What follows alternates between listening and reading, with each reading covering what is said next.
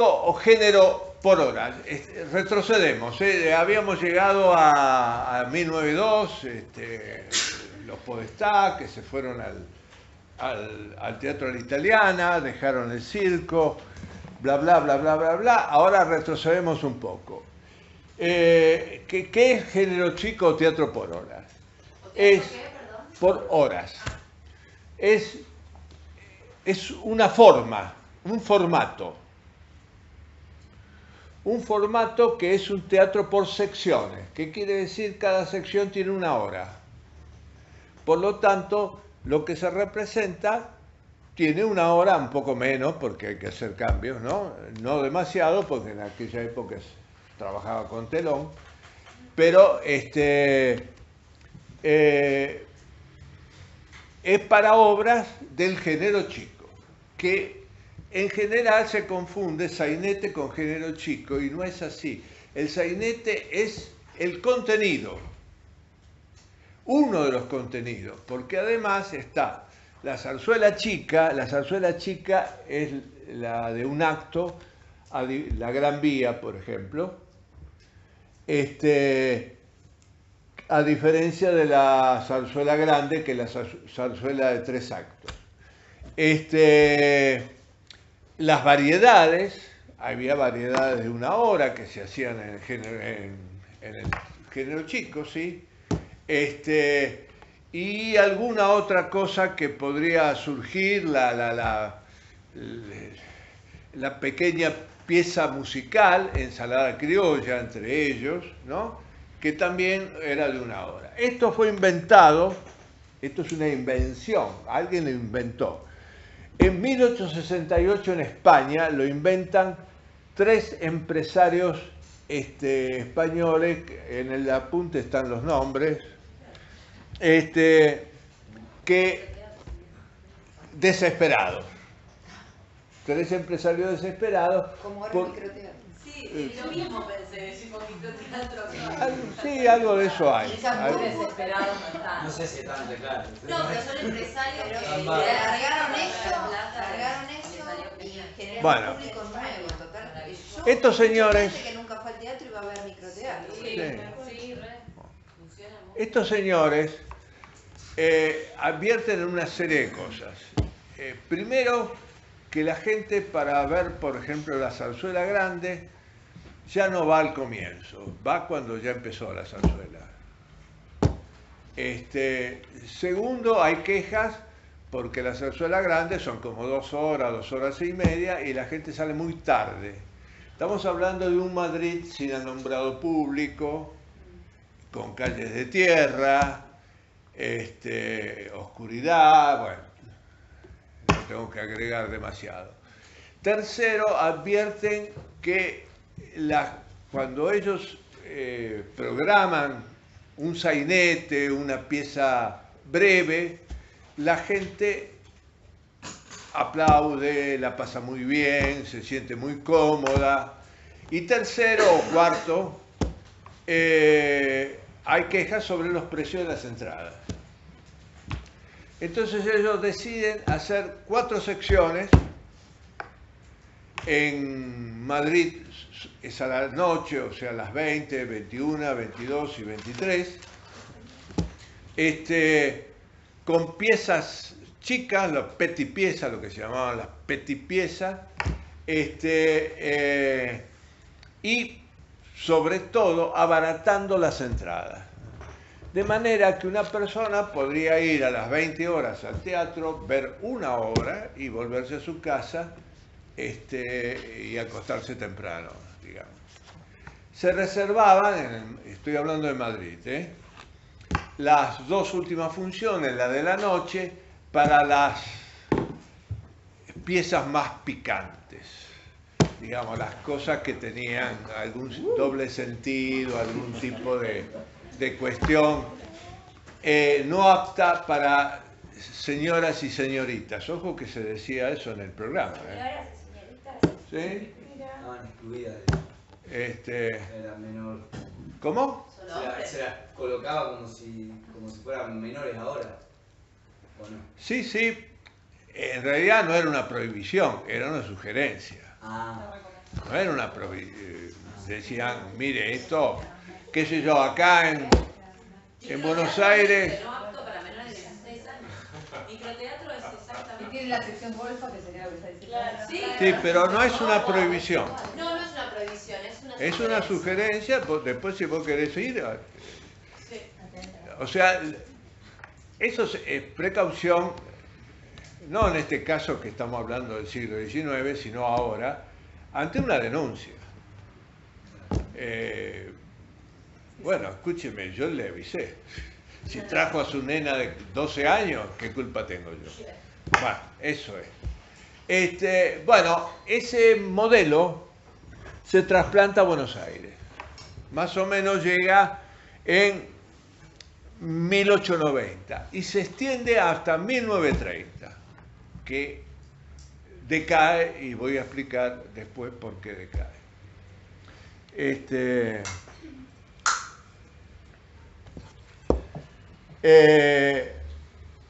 Acá se establecen 4 sesiones.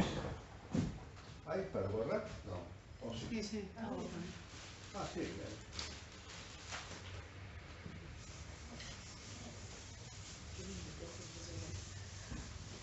Me da 15 minutos de teatro. Teatro por horas. Me da 10. Bueno, a las 18 horas, la sección Bermud. Todavía se usa esta palabra en los cines, sobre todo. El Lorca antes lo tenía, ahora ya no, pero a las 21, la primera noche, a las 22, la segunda noche, y a las 23, la tercera noche. Todo esto, en los domingos, a veces los sábados, los feriados, se agregaba a las 17 horas, la matiné. Estas son palabras francesas que nunca entendí por qué son palabras francesas cuando esto es un invento español, pero bueno. La matiné. Todo esto fue muy protestado por los actores. Porque los actores entraban al teatro a las 14 horas, porque ensayaban hasta las 17 o hasta las 18. Después tenían un descanso largo y venían las 3 secciones y después venía el suplicado. Vale decir que un actor o una actriz se quedaba en el teatro 14 horas. Las protestas contra los empresarios eran por varias razones. Primero, la matiné. La matiné era una especie... todo esto por el mismo sueldo. Vamos a empezar por ahí, que me estaba olvidando yo de eso. Todo por el mismo sueldo. La matiné era una carga. Además había otro problema, la 18 horas, la Bermud, empezaba más tarde y se achicaba el tiempo de descanso. Y después venía el suplicado, que en general el suplicado aparecía como una urgencia porque las obras que habían estado incluidas acá no habían andado, alguna de ellas. Por supuesto que a veces se programaban 4 cosas distintas, sainetes, zarzuela, revista. ¿Y el suplicado cuánto duraba? Lo que duraba una lectura. Eso era el ensayo. El ensayo era una lectura, no crean que demasiado. Los tonos, los famosos tonos. ¿Cómo decís una cosa, cómo decís otra? Punto. ¿Era leído el suplicado? No, el suplicado era leído, sí. Los ensayos eran leídos. Los suplicados que se quedaban después de hora, no es que era una función. Para leerlo del día siguiente. Se suplica Cuando no quedaron al cuando no elenco anduvo que bien la por obra. favor permanezca en el teatro para el ensayo de mañana, para el ensayo de la pieza de mañana. No. Para levantar la cagada que hicieron hoy en la función número... Sí, para eso, bueno. Acá podía haber 4 o 5 cosas distintas, pero a veces se duplicaba, no seguido, alguna pieza de éxito. Alguna pieza de éxito, por ahí se usaban 2 secciones para eso, porque, bueno, se recaudaba. Esto que fue una pelea muy grande de los actores y de las actrices, muy combatida por el empresariado, donde había actores que eran empresarios, Parravicini entre ellos, catalogado como traidor a la causa, porque cuando Parravicini tenía que pactar, pactaba como un empresario, no como un actor, a pesar de que era actor y había empezado como actor. Pero cuando él alquila el Teatro Argentino, para el que leyó mi apunte sobre los teatros, el que incendiaron en Bartolomé Mitre y no me acuerdo, cuando hicieron Jesucristo Superstar, una banda católica la incendió teatro. Bueno, ese era el teatro de Parravicini, que lo alquiló durante 20 años, una cosa así. Fue muy protestado por los actores. Hubo acuerdos que no se cumplieron hasta que en 1919 los actores por primera vez se asocian formalmente, arman una asociación de actores, la que ahora existe, es el origen de la que ahora existe, arman la asociación de actores y se declaran en huelga. Y una de las cosas que consiguen es que les paguen un poco más por la matiné y por la vermú. No consiguen eliminar el suplicado recién se puede, lo eliminan. Hay distintas fechas. En el apunte que les voy a mandar les puse las 2 fechas.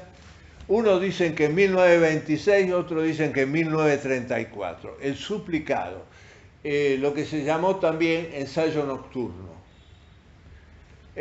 Fíjense en la fecha, como estoy hablando de una huelga de 1919 y que se consigue, suponiendo que la primera fecha sea real, 1926, o sea, 8 años, 7 años. ¿Por qué? Porque los actores están ante una dificultad muy grande que es la definición. ¿Qué son? ¿O qué son? Está la definición a partir del estigma que viene desde el cristianismo para acá. Los actores viciosos degenerados, las actrices putas. Pum, ya está. Eso es el San Benito que les colgó la iglesia. Hubo circunstancias, hubo grandes actrices y grandes actores venerados, respetados, pero en general la mirada sobre los actores y las actrices era esa. Ningún hombre de bien, ninguna mujer de bien de las familias llamadas decentes se iba a casar con una actriz o con un actor. Y sí, les voy a decir porque hay un caso paradigmático. Marcelo T. de Alvear, presidente de la República, se casa con Regina Pacini, que era cantante de aria, aparentemente portuguesa, aparentemente una muy buena cantante. Marcelo T. de Alvear, su nombre lo indica, o su apellido mejor dicho, era un hombre de mucha fortuna y el soltero más codiciado de la sociedad argentina. Por lo tanto, había muchas niñas de buena familia que se le caía la baba. El señor Alvear, que vivía prácticamente en París, lo nombra, es elegido presidente y él estaba en París. Otra época, no había campaña, no había nada.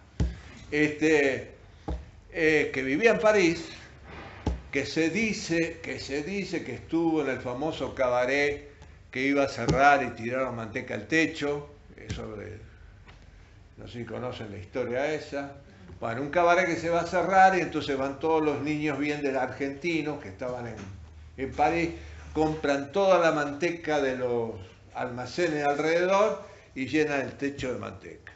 Bueno, esto es... De ahí viene a tirar manteca. ¿Por qué?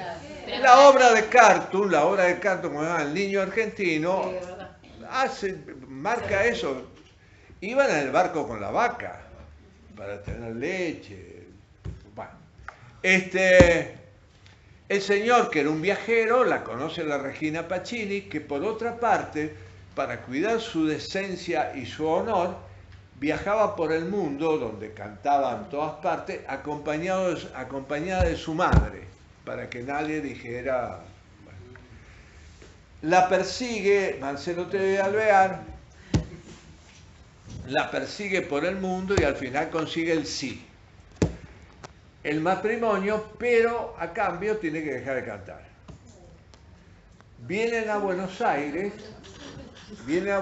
es presidente, ella es la primera dama, la sociedad argentina la rechaza, la ningunea, Entonces hay un hecho relatado por Félix Luna, que supongo que debe de haber sido cierto, que hay un señor, el hijo de Roca, del general Roca, hace una fiesta en su casa e invita a toda la sociedad, al presidente, a la primera dama, para ver si puede limar aspereza. La sociedad le reclama a Marcelo T. de Alvear dos cosas. Uno, el soltero más rico se casa con una portuguesa y para colmo una cantante. Son cosas inadmisibles. Se hace la fiesta, las damas de sociedad no le dan ni 5 de bola a la Pacini. Entonces hay un momento que está sola en un rincón, qué sé yo, por ahí. Cantando bajito. Le dice a su marido que se quiere ir, que realmente se siente muy mal. Y entonces él en voz altas dice: no le hagas caso a estas chiruzas. A más de una yo le levanté la pollera. A más de un gil le quedé a pie. Terrible. No. Es más mochita. Bueno, Ella quedó de vida, me encantó.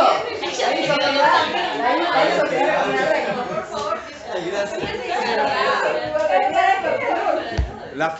la fábula urbana dice que a partir de ahí las cosas se aplacaron.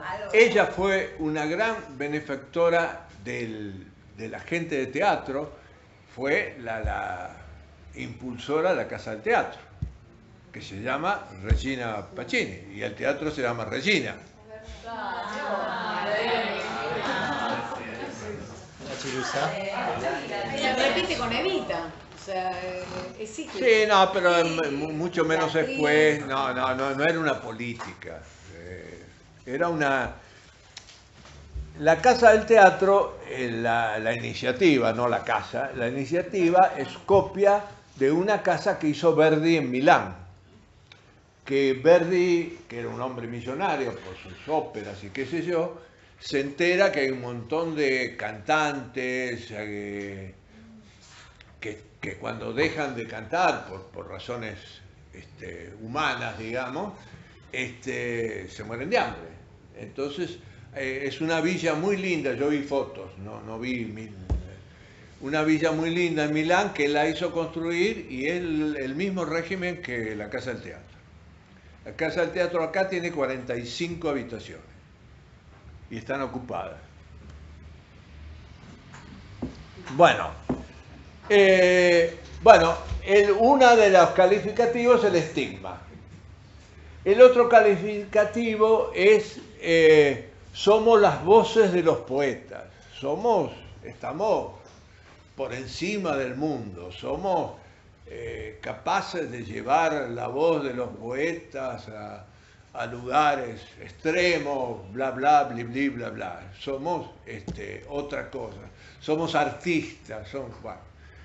Y la tercera, que empieza a vislumbrarse por estas cuestiones que le acabo de mencionar, es que los actores y las actrices son trabajadores, que trabajan, que tienen un oficio, que cumplen determinado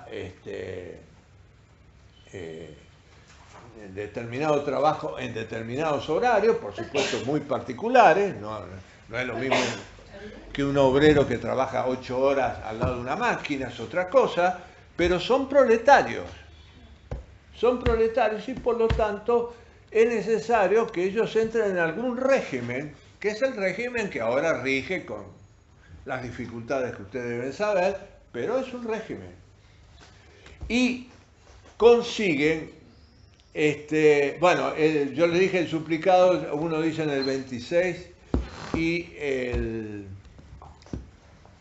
o el 34, y consiguen el régimen actual, que es una función por día y 2 funciones los sábados, recién en 1948, porque es plena época peronista y la época peronista estaba inclinada absolutamente en favor de los trabajadores, digamos, y por lo tanto le impusieron a los empresarios el régimen que actualmente el teatro comercial, estoy hablando del teatro comercial, no estoy hablando del teatro independiente, el teatro comercial es lo que más o menos se establece.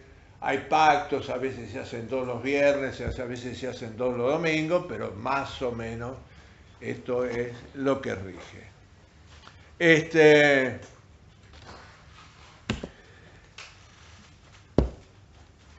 ¿Alguna pregunta? No. Muy bien. Lo que yo dije, el teatro por hora es el continente. El contenido es el icónico, el principal, es el sainete, que lo vamos a ver dentro de un rato. La otra es la revista. La revista también es un género que nace en Francia en 1841, con una revista que precisamente se llama 1841. La palabra revista remite a eso de revisión. Entonces se suponía o se establece más o menos que la revista plantea una mirada sobre los acontecimientos del año. Por supuesto, una mirada irónica, una mirada cuestionadora.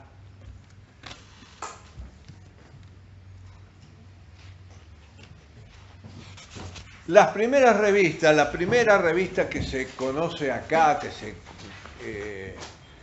es de 1875, que se llama El sombrero de Don Adolfo. A ver si yo tengo los autores acá. Bueno, lo tienen en el apunte los autores.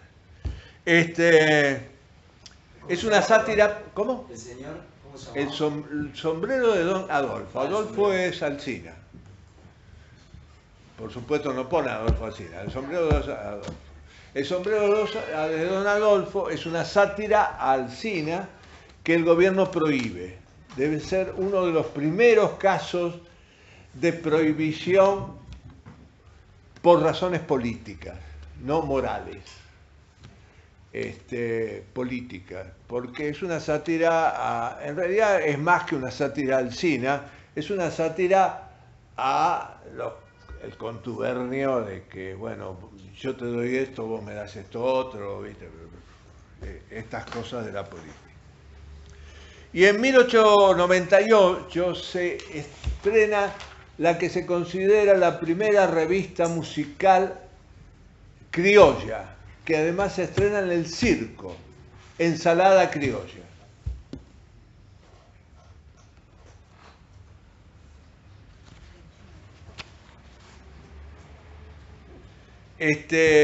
La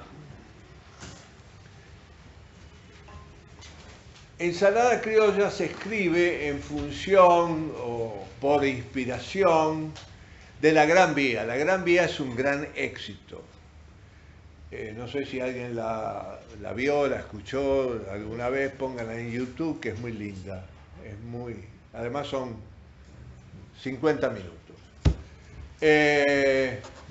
Incluso en Ensalada Criolla se incluyen a las tres ratas. Las tres ratas de La Gran Vía son tres rateros menores, ladrones de carteras en los tranvías, que tienen un espacio especial donde ellos cuentan lo que es ser ratero en Madrid en ese momento, cómo viven, y mientras los está esperando la policía con un calabozo.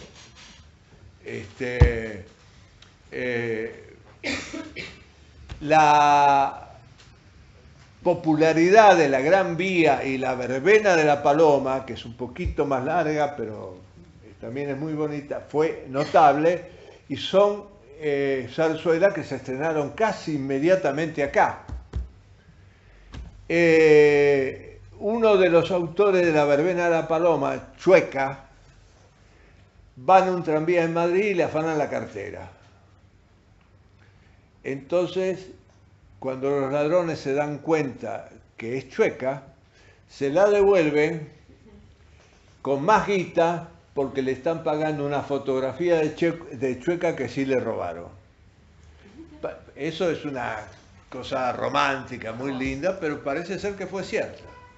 Bueno, Ensalada Criolla es una inspiración, digamos, no digamos una copia, una inspiración de La Gran Vía, que incluye por primera vez algo que en ese momento eran sinónimos, tango o milonga. En ese momento no había distinción entre tango o milonga, se consideraba lo mismo.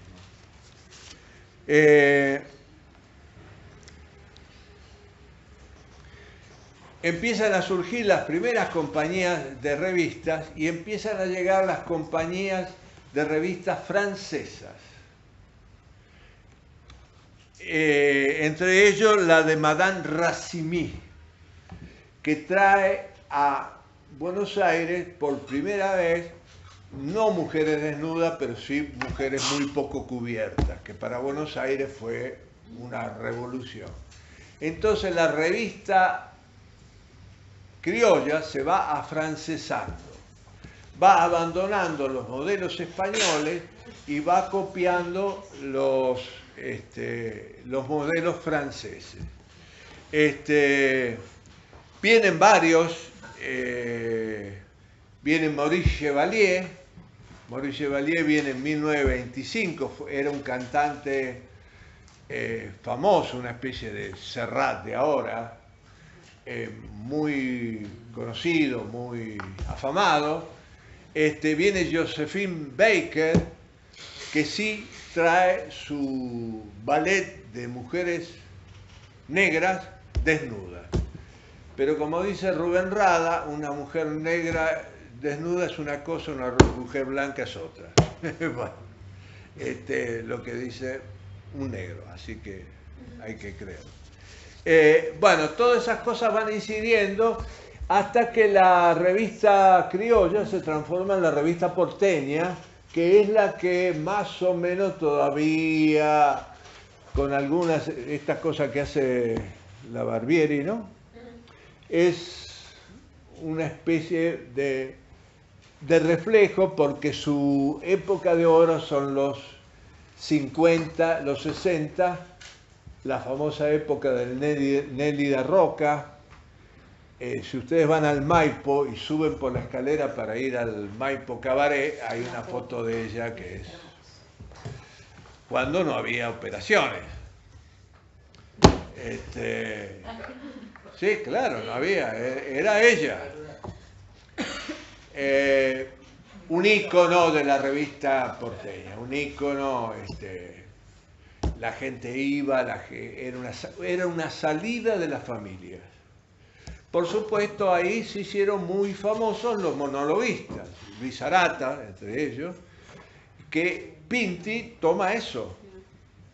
El monologuista, por ejemplo, Luis Arata, cuando hablaba de Perón, como no era bueno decir Perón, decía Ñorce. Por si viene el Ñorce, vamos a decir, ¿viste? Decía el Ñorce pero todo el mundo sabía que hablaba de Perón. Por supuesto, el gobierno aceptaba todo eso porque siempre hay que dar una respiración, siempre hay que dar por eso existe el carnaval, o existía el carnaval tal cual se cree que fue. Son las válvulas de escape de una sociedad que si no, no aguanta 12 meses de encerrona y de ir a la iglesia todos los domingos. Bueno, el régimen peronista, que me vine mucho para acá, pero creo que es pertinente, entre 1946 y 1955 mantuvo a raya toda la información pública, no había posibilidad alguna de publicar nada en contra del régimen, salvo que te arriesgues. La radio estaba en poder del Estado peronista, no había televisión, el teatro lo mismo, pero sobre todo la radio y los diarios. La prensa, que de alguna manera se rebeló, Perón la confiscó y se la dio a la CGT. Y estaban los Gainzapaz, eran los dueños de la prensa, lo dejó sin la prensa. Y lo mismo a Salvadora Honrubia, le quitó la crítica. Bueno, esto si llegamos, creo que sí, vamos a llegar, no ahora, en otro momento vamos a hablar de este periodo peronista, que estoy hablando de las cosas malas, también tuvo cosas buenas. Ojo. Y esta revista, perdón Roberto, sí. Y la revista que seguía el camino porque se le daba a la gente, ¿tenía estos monologuistas? ¿Podían hablar mal o hacer alguna crítica? Sí, con sutileza. No podías hacer lo de Pinti. Exacto, está bien. Lo de Pinti no, pero todo el mundo sabía que cuando... Un poco lo de Tato Bores. ¿Ustedes se acuerdan cuando Tato Bores hablaba con Menem por teléfono? Que por supuesto Menem no estaba del otro lado. Un poco esto, cuando Arata decía Ñorce, todo el mundo sabía que hablaba de Perón. Ahora... ¿Era un espectáculo familiar? ¿Cómo? ¿Era un espectáculo familiar? Sí, absolutamente. Absolutamente familiar. Ojo, las mujeres con los maridos, entendamos no, pero familiar. Mujeres solas no. La revista tuvo otra connotación, Claro. picaresca, otro tipo de cosas. Bueno, es picaresca, había mujeres desnudas, se decían chistes con doble sentido que si ahora los escuchás, ni sonreís. Pero yo bueno. tenía 6 años y mi mamá me llevó a San Clemente a ver a Norma y Mini Pons y Claro. me acuerdo que estaban medio desnudas. Norma Mipón decía... Le digo porque Norma estuvo en el Teatro del Pueblo. Norma nos dijo, no me acuerdo cuál de las dos, yo ponía las tetas y mi hermana el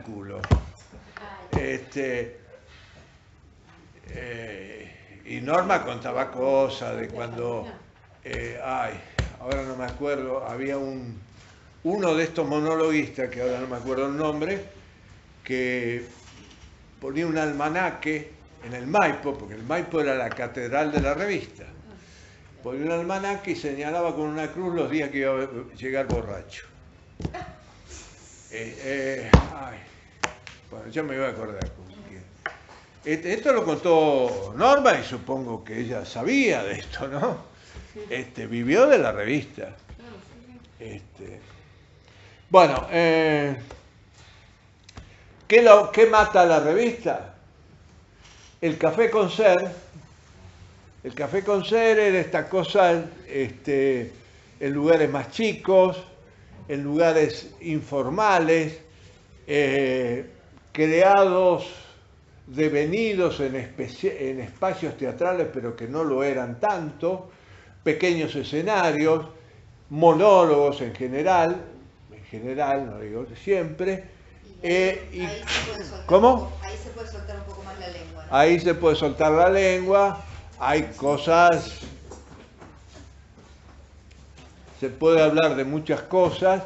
Esto está en los 60, que Argentina empieza a ser revolucionada por la revolución que viene de Europa, la liberación de la sexualidad, la liberación femenina, el rock, los Beatles, toda esa cosa que vino para acá, el pelo largo,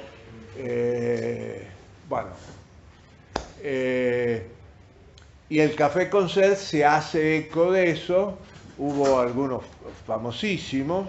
Pinti empezó ahí. Pinti, Andrés Perciavale, Casalla. El otro, el simultáneo.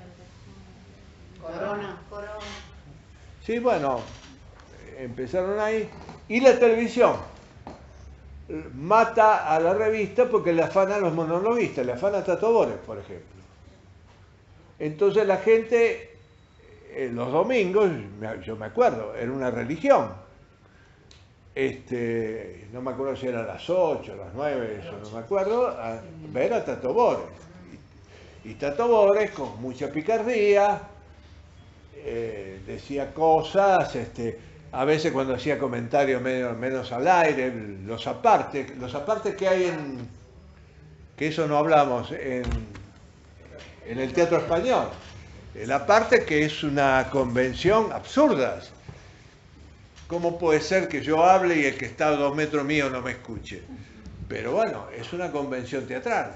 Bueno, Tato Bores aprovechaba esto. Olmedo también tiene mucho de la revista también. Olmedo es eso. Olmedo es el Parravicini de la televisión. Parravicini, ya que estamos hablando de Olmedo, Parravicini era un individuo, creo que ya se los dije, no leía las obras. Él subía al escenario y hacía cosas y la gente sabía, porque eso es el chiste. Y la gente iba a ver eso. La complicidad con el... Claro, iba a ver eso. De la misma manera que la gente se reía con Olmedo cuando a las chicas le decía algo en el oído, o hablaba con el cameraman, o hacía chiste con doble sentido con Porcel, qué sé yo, que Porcel no había pagado la cena de la noche anterior. Esas cosas, bueno, Parravicini hacía más o menos exactamente lo mismo. Lo que se llamaba en el teatro se llama morcilleo. Morcilleo es incluir textos que no están en la obra. Algunos son necesarios, inocentes, por lo que sea. Otros son deliberados. Y Parravicini lo hacía deliberadamente. Y eso vendía. Bueno,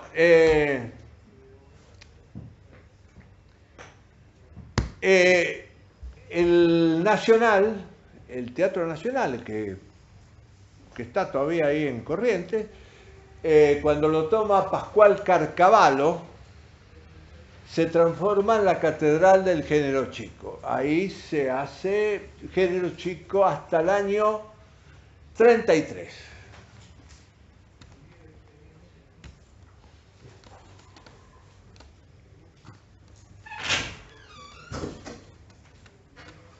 Una pregunta. Sí. Leí sobre un teatro que era el Teatro Odeón, puede ser, que estaba en Corrientes y Esmeralda. Sí. En Corrientes y Esmeralda, ¿en qué? ¿En la esquina que ahora hay un... que están- No estaba en la esquina, estaba... era así, estaba en el... entrando por Esmeralda un poquito corrido Sí. y tenía salida por Corrientes, pero corrida también de la... Que fue todo teatrito también. Ahí Romner lo tomó e hizo un teatro que ahora no me acuerdo el nombre. Estuve ahí. Sí, un Primer teatro, trabajo profesional que hiciste, ¿no? ¿Cómo se llama? un teatro independiente hizo ahí. Y después, ¿Cómo? no me acuerdo cómo se Pero llama. en Esmeralda no está el No. marco. Donde estaba el era de- Odeón, sobre Sí, pero del otro lado. Corrientes, el mismo edificio. Hay una También playa de otro estacionamiento. teatrito Del otro del lado. sur-sur. No, perdón, ahora creo que está construyendo y me dijeron que se está haciendo el hueco porque tienen obligación de hacer el teatro, digamos, dejar el hueco para el teatro, y que están dejando el hueco para el teatro.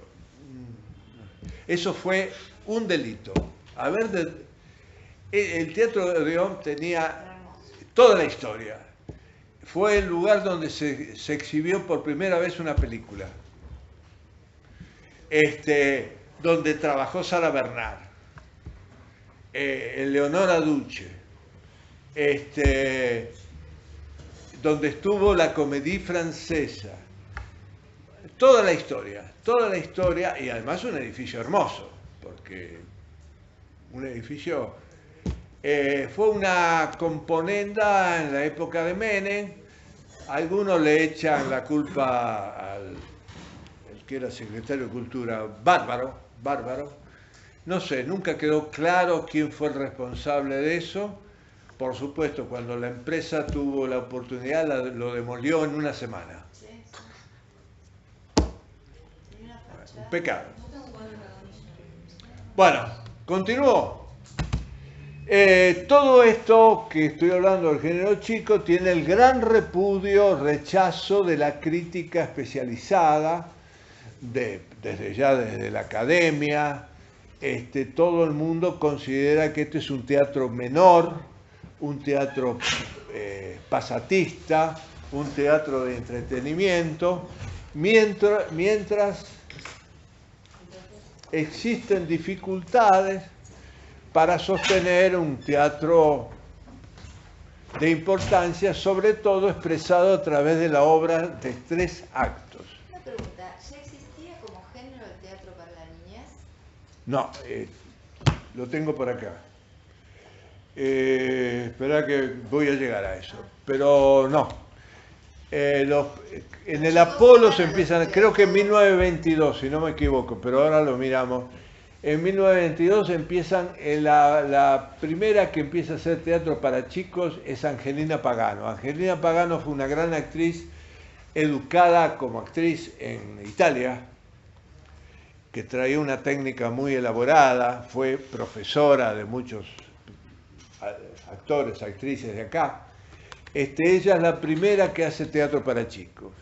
Y una de las primeras que escribe teatro para chicos es Alfonsina Storni, que tiene, creo que 3 o 4 obras para chicos, algo así.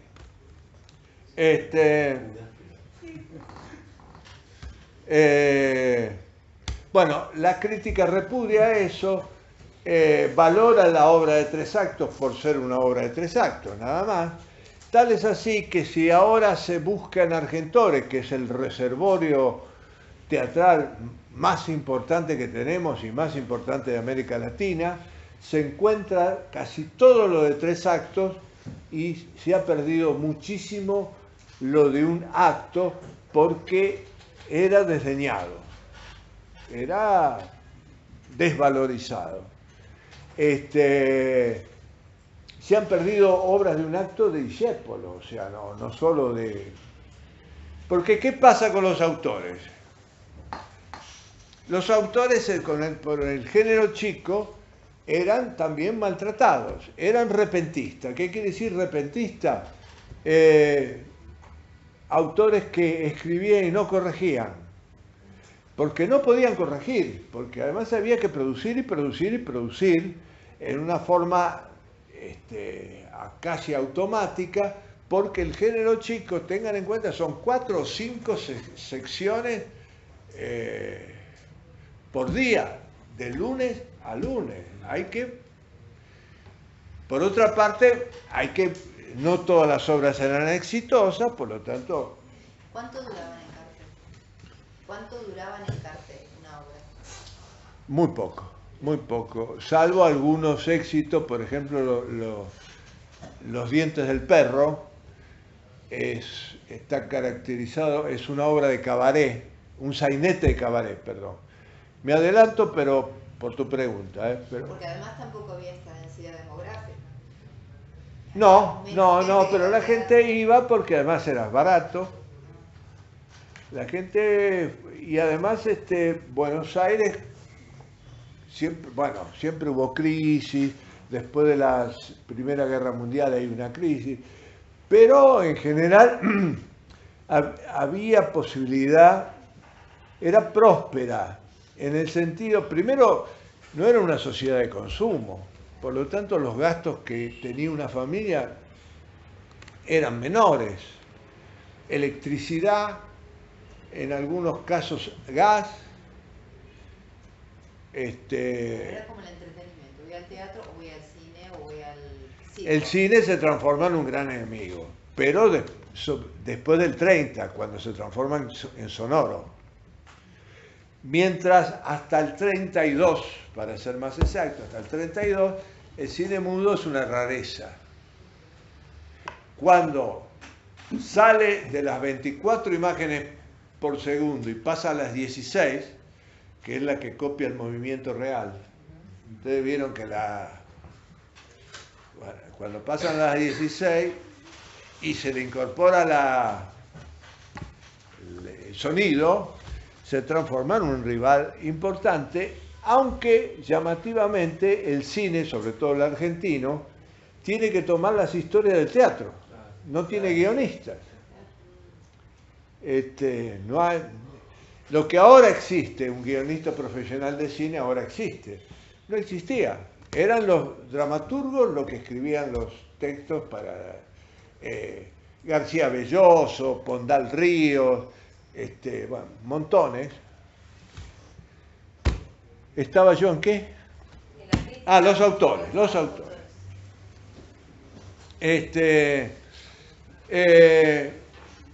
Los autores son maltratados porque además se le compra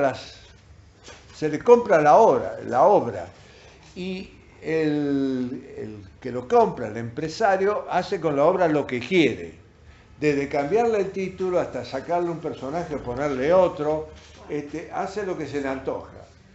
Como dato anecdótico le digo que Florencio Sánchez, que murió en 1910, nunca cobró derechos de autor. Siempre vendió sus obras. Bien. Después se gastó la guita, pero es otro tema. Bueno, desde 1901 los autores empiezan a pelearse con los empresarios para cobrar el famoso 10% de la recaudación bruta.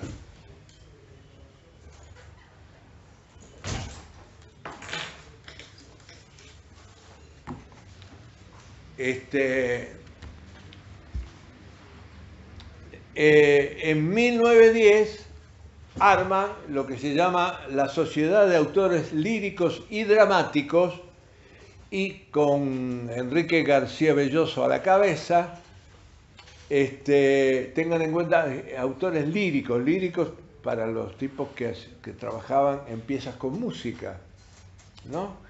Líricos y dramáticos, y después de una pelea donde, por ejemplo, Carlos Pacheco, que era uno de los autores, interrumpió una función de su propia obra para... sí, fue una huelga, donde por supuesto hubo rompehuelgas. Al final consiguieron el 10%. Y eso fue en 1911 en realidad. Yo digo 1910, pero en realidad fue en 1911. Las secciones. Les leo una que tengo acá.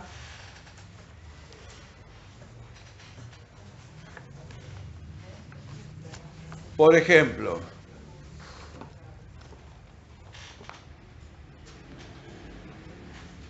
el Teatro Buenos Aires, la cartelera de 1918. A la primera sección de las 18 horas, Los dientes del perro. Los dientes del perro es una obra de José González Castillo. Los dientes del perro viene de la fábula bíblica, la conocen, esa de que Cristo va con los apóstoles y hay un perro muerto, ya podrido, digamos, se le ven los huesos, qué sé yo, y uno de los apóstoles dice, miren qué porquería, y Jesús dice, sí, pero qué lindos dientes tenía.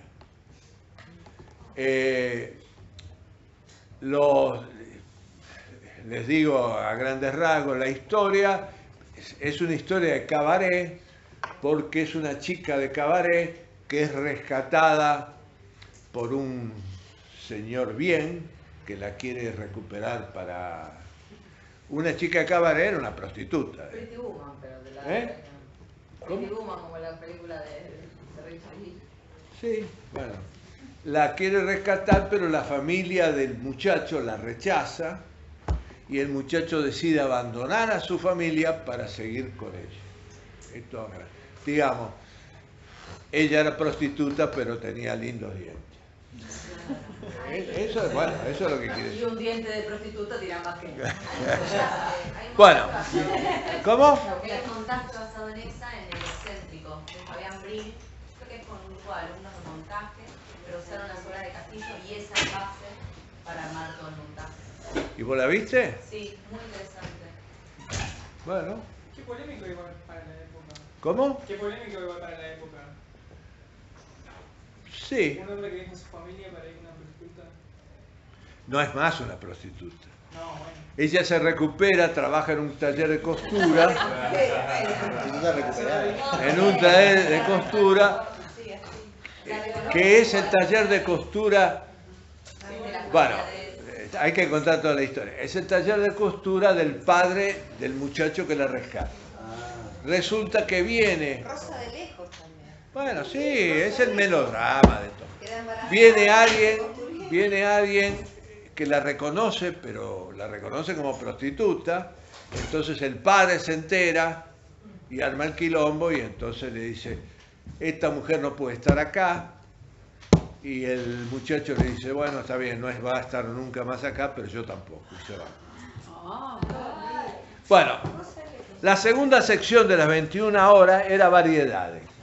Las variedades, es como su nombre lo dice, mil cosas. Magos, cantantes,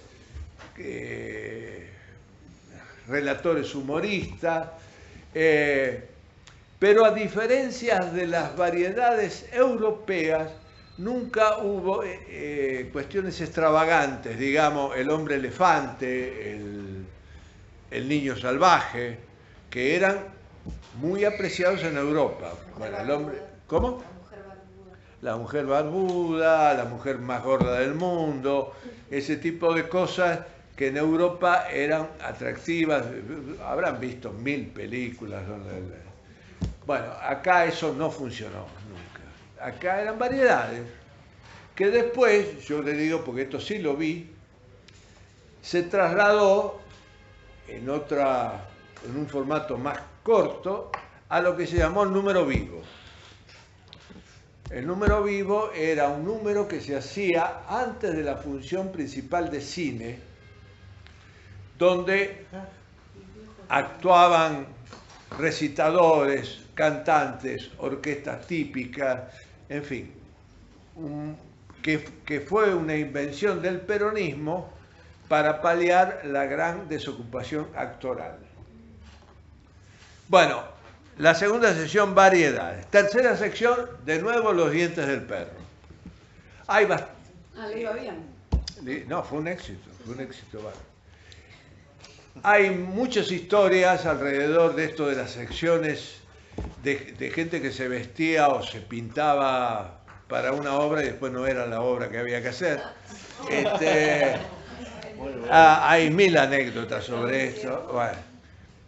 Y cuarta sección, Cuidado con los ladrones, sainete original de Alberto Novión. Esto era un típico programa de género chico. ¿Dónde ando yo? Se pinta de hotel y no tiene que hacer hotel. Genial. Cuando hace unos años Veronese sacó el libro Género Chico, se armó ahí como... Schumacher. Schumacher, perdón. Lo que pasa es que había una obra creo que de Veronese. Schumacher. Pasó algo parecido, ¿no? Se generó ahí, se hizo muchas veces esas obritas que eran cortitas. Sí, se hizo en el Teatro del Pueblo. Claro. Sí, se hizo. Funcionó más o menos. Pero ahora es género chico. Escúchame, ayer fui a ver lo de Cecilia, 55 minutos. La Gran Vía, por darte un dato, viene en YouTube, vieron que se pone la duración, 50, 52 minutos. Ahora prácticamente todo es género chico. Sí, mucho. El otro día fui a ver una cosa que lo nombro y nada más. Lo del perro, eso, ¿cómo es? El extraño caso de... Eterna. ¿Sí? No terminaba nunca. Medio Perinelli le pones. ¿De quién es?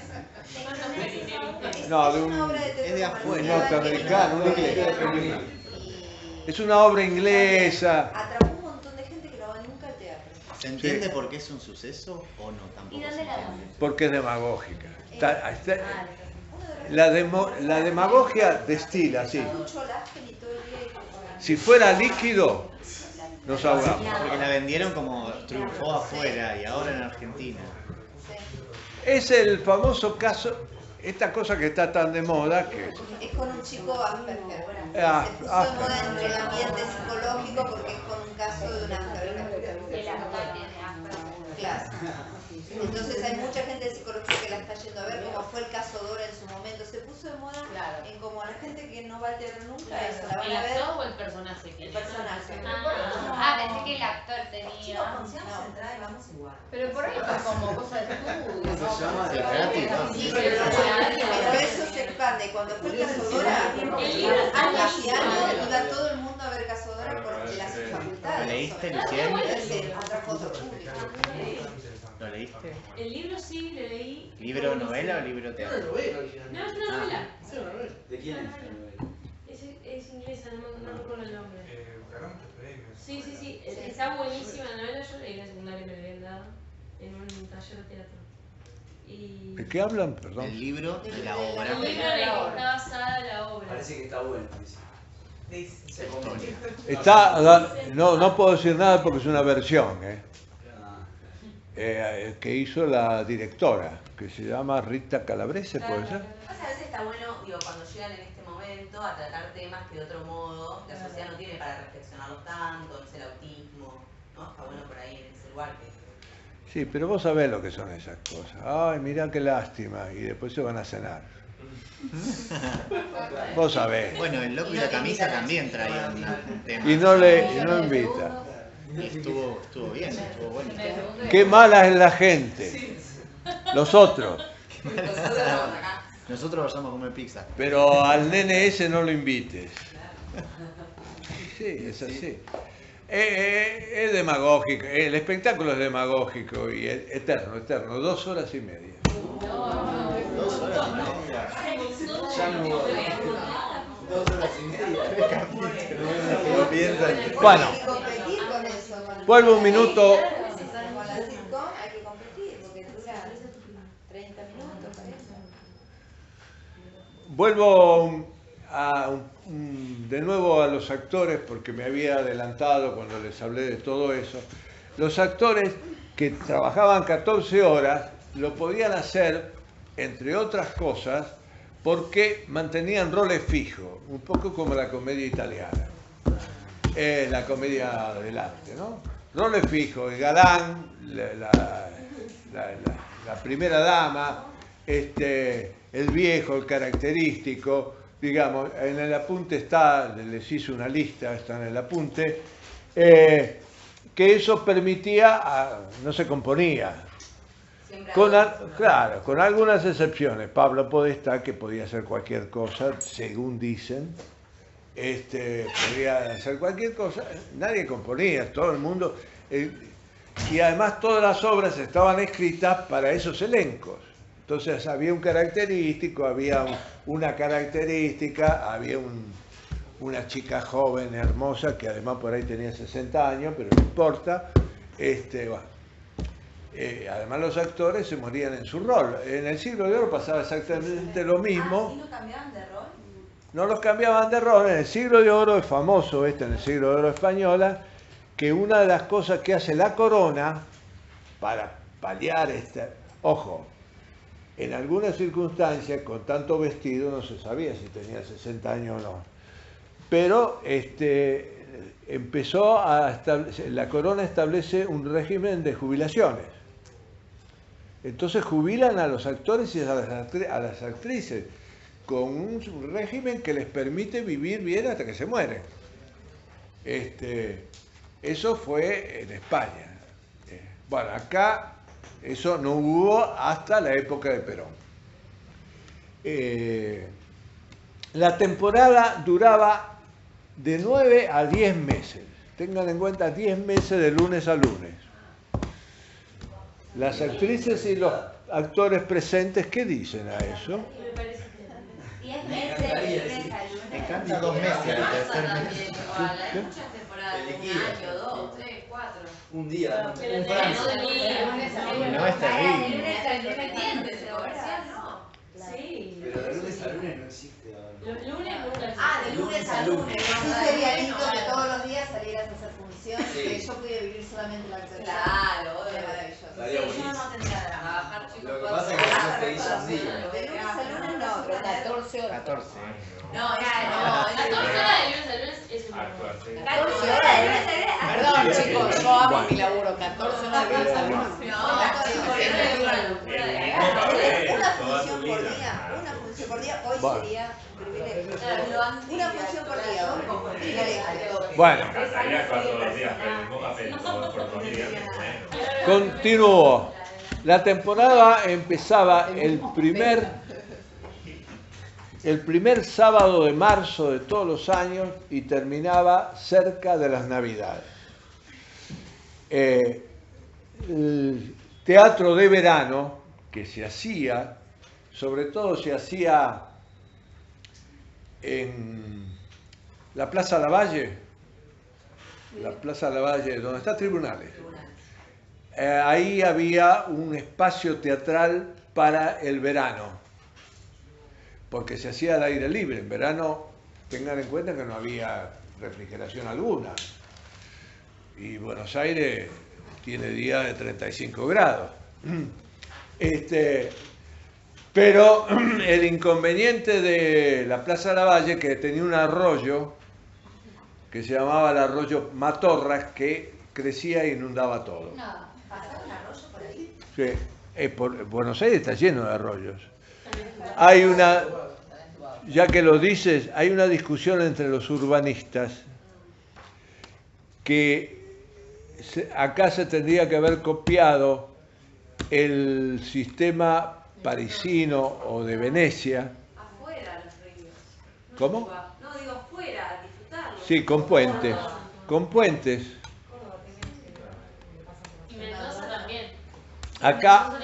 Acá hubo dos concepciones urbanísticas. Uno, entubar los arroyos. Hubo montones. En la calle Chile acá hubo otro. En Blanco Calada. Blanco Encalada. Bueno, Blanco las concepciones urbanísticas, uno era entubar los arroyos, el otro era dejarlos abiertos y crear puentes para las calles, que es la concepción francesa. y de Venecia, donde Venecia es muy difícil entubar, pero de todas maneras, y ganó la de entubar. Y entonces está lleno de arroyos, por eso se inundaba Belgrano. Yo viví un tiempo ahí y incluso en el edificio a veces llovía. Y era porque Claro. justo estaba el arroyo Blanco Encalada entubado ahí, yo no sabía, me enteré todo esto. El más famoso es el Maldonado, porque era más o menos el límite entre la capital y el suburbio. Y además había que cruzar el Maldonado, digamos, que no era, viste, había puentes, pero... Bueno, el verano era hecho por elencos de menor categoría. Por ejemplo, un tipo como Parravicini, Angelina Pagano, Enrique Muiño, no trabajaban en verano. Pero sí elencos de menor categoría que trataban de trabajar ahí en el espacio ese y cualquier otro espacio posible y sacar cierta ventaja que en términos normales no podían sacar.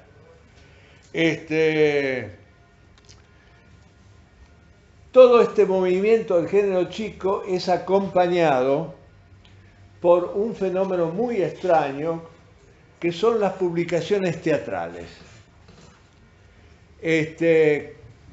Nombro dos paradigmáticas, pero hubo más, Bambalinas y La Escena, que supongo que algunos de ustedes habrán visto, son esos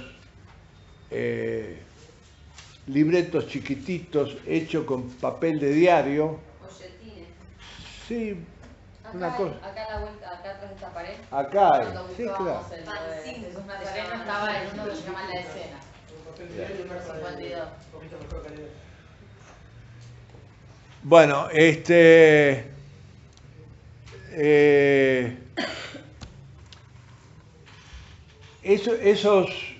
esas revistas publicaban obras de teatro y muy bien, muy fieles al texto, no había errores.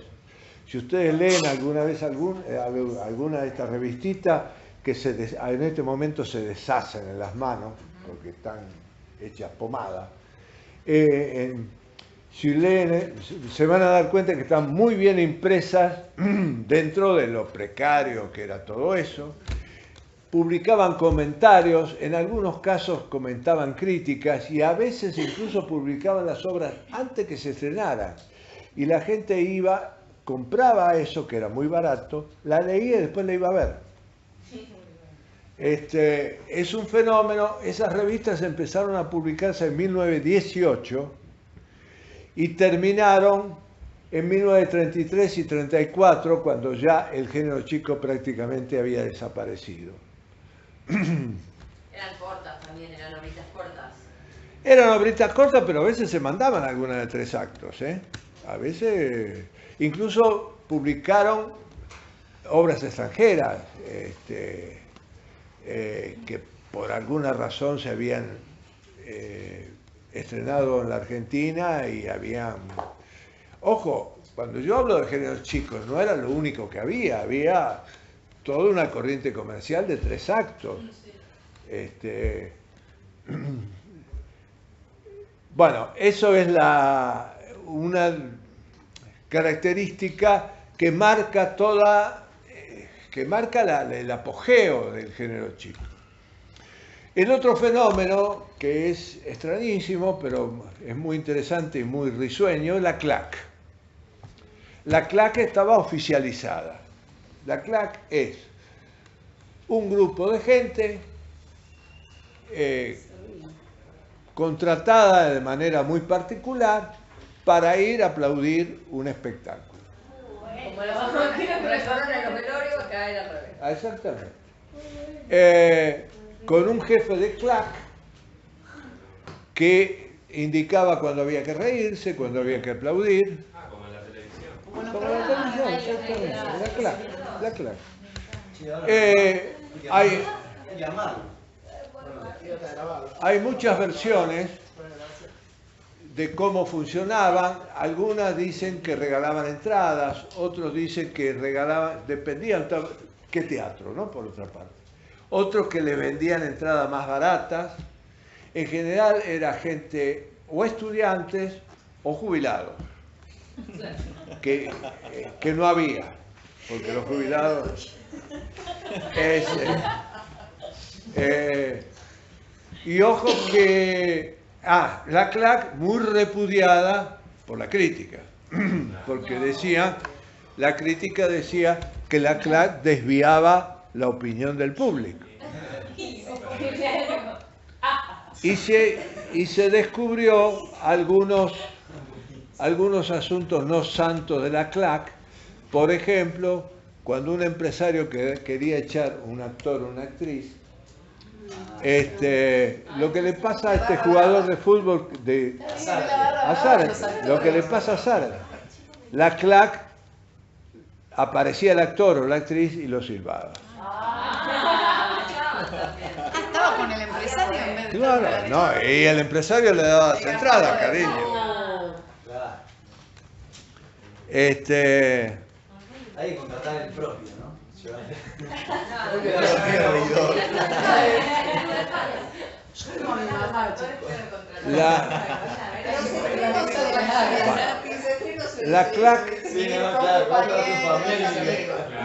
La CLAC actuaba sobre todo en los estrenos, y hay una frase muy linda que dice: la CLAC no salva muertos, pero salva convalecientes.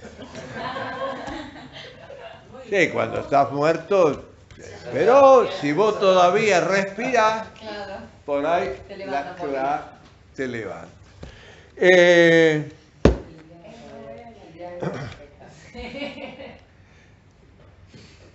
Y apareció la anti-CLAC, los reventadores.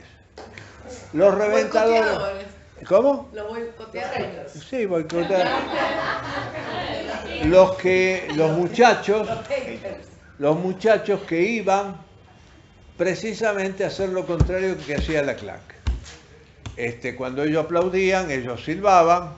Cuando ellos silbaban, ellos aplaudían. Pero lo mandaban las compañías opuestas. No, ahí cada uno iba por la suya. Era un entretenimiento de los muchachos. Era un entretenimiento, pero a la vez tenían que tener una gran reflexión estética para poder... ¿Qué pasaba? Sí. Una reflexión estética, ¿no? Como para poder decir, yo banco que esto no está bueno, eso, nosotros iríamos al del perro y abucharíamos a ese demagogos, ¿no? No, pero me parece que está más relacionado con lo que decía Duarte la otra vez con la imagen de Jarrón, donde la gente era el único entretenimiento, entonces era como ahora mucha gente hacia la cancha, entre ellos, no sé si era muy Claro. si era o más Una dejar de respuesta daño. también del público, ¿no? Podría ¿Cómo, ser cómo? Una respuesta ante el público que afirma, entonces se responde. Sí, porque además la CLAC no discernía. La CLAC aplaudía si había que aplaudir. Los reventadores supuestamente discernían y decían: esto no es para aplaudir. No había competencia de variedades tampoco. Se supone que los reventadores, no digo que fueran intelectuales, pero eran tipos con algún tipo de No formación. ganaban nada aparte. Iban a divertirse. Iban a hacer y a reventar. Era el jugo de la mirada. Ya había todo el tema de luminarias. ¿De qué? Ya había luz, ya estaba el teatro oscura, si había luz. Sí. El teatro a oscura está, no puedo decir una fecha, 1920, una cosa así. Incluso mucho antes, porque antes de la lámpara está la luz de gas, que era un quilombo, pero había. Y el ópera tenía luz de gas porque los tubos del gas estaban afuera, entraban mangueras que iluminaban focos. Era todo un despelote, y antes de eso estaban las lámparas de petróleo. En el teatro francés, por ejemplo, los elencos evitaban el proscenio, porque estaban las candilejas que eran fuego y les derretía el maquillaje. Entonces se atrasaban. Y el problema es que no había que atrasarse mucho porque no se veía. ¿Por qué se le dirá hacer luz de gas cuando... ¿Cómo? Como la obra. ¿Por qué se le dirá hacer luz de gas? Porque era luz de gas, incluso en el alumbrado público de Buenos Aires, el poco que había. No, pero viste que hay una forma de decirle a alguien cuando me estás haciendo luz de gas que es... Ah, eso no ¿Qué quiere sé. decir? Ay, nunca lo escuché. Yo tampoco. Como diciendo que... ¿Te carga? Como que me estás Opacando. mintiendo, no, Gastando. me estás haciendo un psicópata. Bueno, Bueno, No, después te lo busco. el gas fue uno, bueno, por supuesto existe el foco con fuego, con petróleo, después viene el gas, cuando se consigue aislar el gas, y después viene la lámpara, que es el gran invento de Edison, que revoluciona la vida, porque por primera vez la humanidad vence la noche. El hombre primitivo, cuando oscurecía, se metía en la cueva. ¿Qué podía hacer? ¿A dónde salía? Bueno, Acá hay un está, libro... Roberto, hacer luz de gas es una forma de abuso psicológico que consiste en presentar información falsa para hacer dudar a la víctima. Bueno, Hay una obra de teatro que se llama Luz de Gas. sí, sí. Es sobre eso la... Yo sé que no la leí. Pero no... Ah, Yo estaba pensando en mira, eso, pero no la hay una leí. obra de teatro. No la leí. Beatriz Spelsini la hizo. Puede ser. Como meter el perro sería. Por eso no Claro. sabía si Como tenía los que ver dientes con del la luz perro. que hacía sombras, o que Todo hacía se algo que relaciona. no... Claro. Que tal vez la luz de gas hacía algún tipo de sombras o iluminaba Bueno. algo que no... Y en España es el maltrato machista. Mira, Vamos, no, que no sabía... Bueno, continúo. El gran reventador, no argentino, sino en España, fue don Ramón del Valle Inclán, al cual les recomiendo que lo lean alguna vez, porque es absolutamente una maravilla. Don Ramón era un individuo muy pocas pulgas, que quería renovar el teatro español, que estaba en franca decadencia, y sus obras estaban demasiado adelantadas, de tal manera que en vida se le estrenó una sola obra. Quedaron un montón que después se fueron estrenando, entre ellos la más famosa, que acá se hizo varias veces, Luces de Bohemia, que es una maravilla. Bueno. Valle Inclán era un gran reventador porque iba a alterar las funciones de sus enemigos, que eran todos los dramaturgos. Entre ellos un tal Echegaray, un dramaturgo imposible, que incluso le dieron el premio Nobel, parece mentira, pero bueno. ¿Estás hablando de España? España. Y él iba, por ejemplo, su esposa era actriz. Y un día la encerró en el camarín para que no salga en el segundo acto. Y hay una famosa, que hay una obra de Echegaray, una actriz dice: yo soy una mujer débil por fuera, pero de nervios de acero por dentro. Y Valle Inclán se para y le dice: eso no es una mujer, es un paraguas. Y después tiene... Genial. Después tiene la última, que es arma un despelote, y en los teatros madrileños había un policía. Incluso acá también había un policía en un momento, después lo cambiaron por un bombero, que tenía que estar de guardia por si pasaba algo. En España había un policía, arma un despelote y el policía lo lleva en cana, lo lleva. Y el comisario le dice: pero don Ramón, porque don Ramón era una figura, no era... Don Ramón, ¿qué me hace? Y bueno, qué sé yo, bueno, pero usted le dijo animal a mi subordinado. Dice: ¿usted lo insultó? No, eso no es un insulto, es una descripción. Léanlo porque es maravilloso, y además una de las cosas que vamos a hablar, sospecho que la clase que viene, es de las didascalias, sobre todo las didascalias literaturizadas, me salió, donde Valle Inclán se destaca. Algo más que ustedes lo van a leer en muy pocos lados. La idea del esperpento. ¿Eh? Lo del esperpento. Lo del esperpento, él inventa el esperpento. Lo van a ver en muy pocos lados, porque en muy pocos lados se registra que son los portugueses. Los portugueses son las familias que viven alrededor de los teatros, que tienen que esperar vestidas para salir, por si la sala no se llena.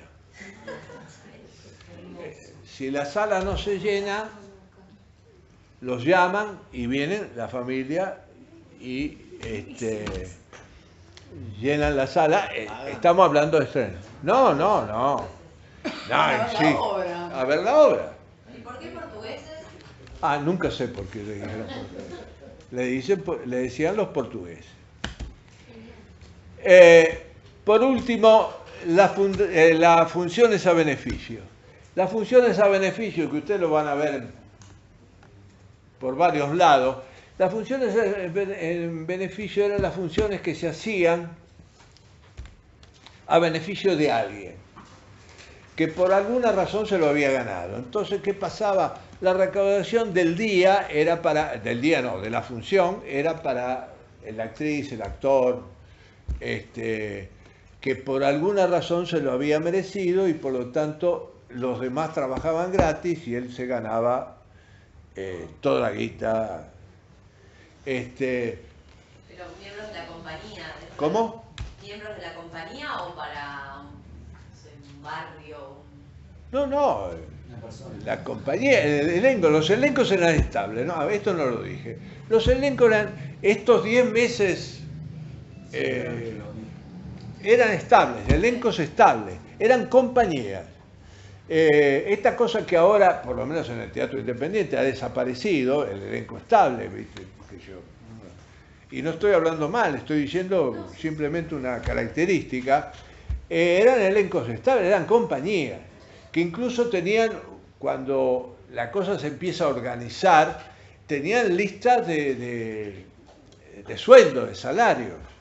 La diferencia entre el primero y el último era abismal, abismal.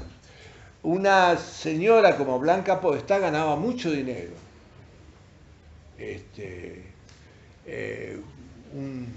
Una diva, un divo ganaba mucho dinero, y un partiquino, el último, el que hacía lo que en algunos casos le llamaban arrastra difuntos, porque era lo que sacaban los muertos del escenario, eso ganaban, ojo, estoy hablando de 3.000 mangos a 100 mangos,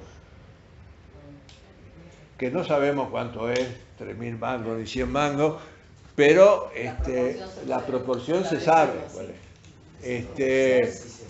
Pero la gente vivía mal, los actores vivían mal, los actores, estoy hablando los secundarios, vivían mal, vivían hoteles, cuartuchos, pero de todas maneras iban a dormir.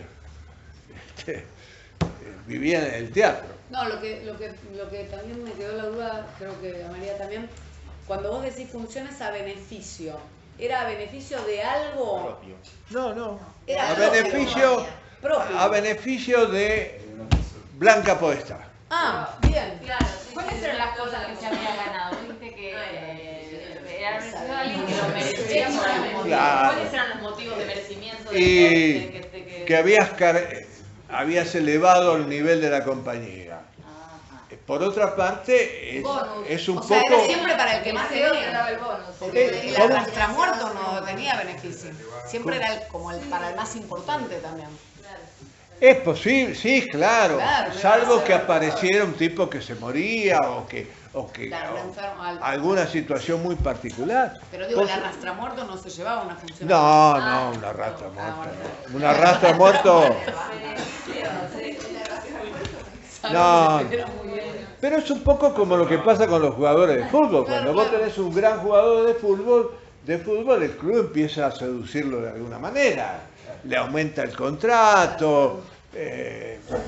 qué sé yo, Sí, lo que se lo hace. Le da los gustos, digamos. Le da los gustos, claro. Bueno, esto es lo mismo. Lo que pasa, que lo dije en el momento de Parravicini, que muchos de estos actores primeros se transformaron en empresarios y en divos. De esto vamos a hablar la clase que viene, del tema de los divos, que fueron los que arruinaron el teatro. Para decirlo Me mejor. encanta cómo cierra la polémica. Bueno,